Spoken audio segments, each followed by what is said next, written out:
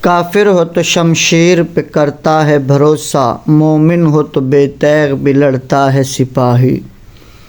جب فتح قادسیہ سے پہلے ہی ایرانی فوج کے سپہ سالار رستم کے دل پر ایک سادہ مزاج مجاہد نے ہیبت طاری کر دی۔ تاریخ اسلام کا وہ واقعہ جو مسلمان سپاہی کی شان بے نیازی اور جرأت مندی کی مثال بن گیا۔ مسلمان سپاہی سوائے اللہ کے کسی کی ہیبت اور قوت سے نہیں ڈرتا۔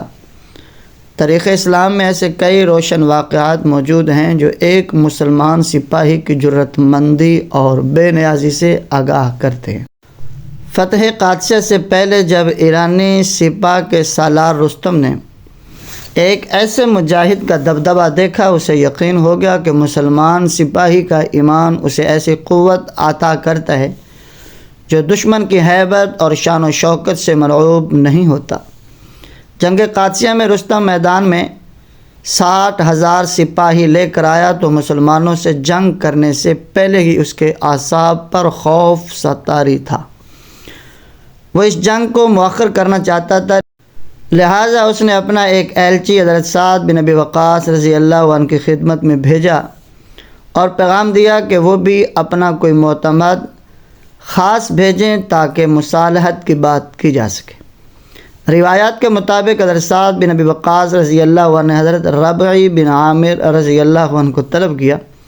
اس وقت ان کی عمر 30 سال تھی۔ فقراء صحابہ رضوان اللہ علیہ مجمعین میں سے تھے۔ حضرت سعد رضی اللہ عنہ نے فرمایا، اے ربعی جاؤ اور اپنی وضع قطع میں کچھ تبدیلی نہ کرنا، کیونکہ ہم ایسی قوم ہیں جن کو اللہ جل شانہ نے اسلام کے ذریعے عزت و شان بخشی ہے۔ اگر ہم نے اسلام کو چھوڑ کر کسی اور ذریعے سے عزت و شان طلب کی تو اللہ تعالی ہمیں ذلیل و رسوا کر دے گا۔ حضرت ربعی بن عامر رضی اللہ عنہ گھوڑے پر جب ایرانیوں کے لشکر میں داخل ہوئے تو دیکھا کہ رستم کا لشکر اپنی قوت اور شان و شوکت دکھانے کے لیے مرصع ہے تاکہ اسلامی لشکر کے معتمد شخص پر ہیبت طاری ہو جائے۔ آپ گھوڑے پر سوار رہے اور جب رستم کے خیمے کے سامنے پہنچے تو دیکھا یہ ہیرے جواہرات سے مزین ہے اور شامیانے کے درمیان رستم کا سنہری تخت بچھا ہوا ہے۔ سر پر چھتر سونے اور ہیرے کی جھالروں سے سجایا گیا ہے۔ فرش پر بیش قیمت قالین تھے اور ان پر گاؤ تکیے موجود تھے جن پر زربافت کے غلاف چڑھائے گئے تھے۔ حضرت ربعی رضی اللہ عنہ ان سے بے نیاز تھے۔ لباس موٹا اور کھردرا، زرا ایران کے ان ایک ادنا سے سپاہی سے بھی کم تر، تلوار کی نیام پر چیتھڑے بندھے ہوئے تھے۔ رستم کے سپاہی انہیں دیکھ کر ہنس دیے۔ آپ گھوڑا دوڑاتے ہوئے شامیانے تک پہنچے اور اپنے نیزے سے قالین کے سرے میں سوراخ کر دیا، پھر اپنے گھوڑے کی لگام اس میں اٹکانے کے بعد اپنے نیزے کی نوک ٹیکتے اور قالین میں سوراخ کرتے تخت کے قریب پہنچ کر اس کے سامنے نیزہ گاڑ دیا اور تخت پر رستم کے برابر آ کر بیٹھ گئے۔ رستم کے محاسب اچانک آگے بڑھے اور آپ کو تخت سے اتارنے اور ہتھیار چھیننے کی کوشش کی تو آپ نے دبنگ آواز میں فرمایا، میں تمہاری دعوت پر یہاں آیا ہوں۔ ہمارے مذہب میں اس کی اجازت نہیں کہ کوئی تخت پر خدا بن کے بیٹھے اور دوسرے بندے اس کے سامنے ہاتھ باندھ کر کھڑے ہو جائیں۔ اگر تم کو میرا یہاں بیٹھنا گوارا نہیں تو میں جاتا ہوں۔ رستم نے اشارہ کیا، مصاحب پرے ہٹ گئے۔ اس لمحہ حضرت ربیع رضی اللہ عنہ کے دل میں کوئی خیال آیا اور وہ تخت سے اترے اور اپنے خنجر سے قالین کا ایک ٹکڑا کاٹا اور زمین پر بیٹھتے ہوئے کہا، میں اللہ کی قدرتی زمین کو اس مصنوعی زمین پر ترجیح دیتا ہوں۔ اس کے بعد آپ اور رستم کے درمیان تاریخی نوک جھونک ہوئی۔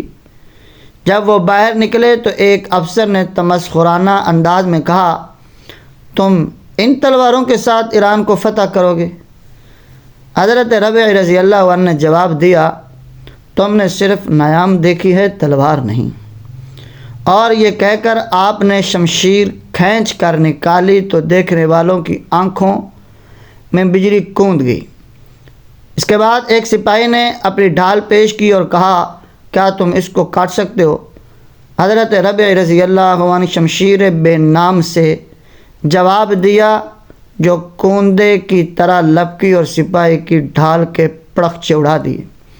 حضرت ربیع رضی اللہ عنہ گھوڑے پر سوار ہو گئے اور یہ کہہ کر اسلامی لشکر کی جانب پلٹ گئے، سنو اے اہل فارس، میں میدان جنگ میں تمہیں مایوس نہیں کروں گا۔ اس جگہ کو قادسیہ کیوں کہتے ہیں؟ ابن عیینہ رضی اللہ عنہ سے روایت ہے کہ ابراہیم علیہ السلام نے حاران کا سفر اختیار کیا تو قادسیہ سے گزرے۔ یہاں انہیں ایک بڑھیا ملی جس نے آپ کا سر دھویا۔ روایت ہے کہ آپ نے بڑھیا کو دعا دی کہ تو اس زمین پر مقدس ٹھہرے، یہ علاقہ اس لیے قادسیہ کہلاتا ہے۔ ہسٹوریکل پوائنٹ کے معززین، ہماری آپ سے ریکویسٹ ہے کہ اگر آپ چاہتے ہیں کہ آپ کو اس طرح کی اسلامک بہترین ویڈیو بر وقت ملتی رہیں تو ہمارا یوٹیوب چینل ہسٹوریکل پوائنٹ کو سبسکرائب کر کے بیل آئیکن کو لازمی پریس کریں اور ہماری ایمان افروز ویڈیو سے اپنے ایمان کو بڑھاتے رہیں۔ ابھی تک اجازت دیجیے،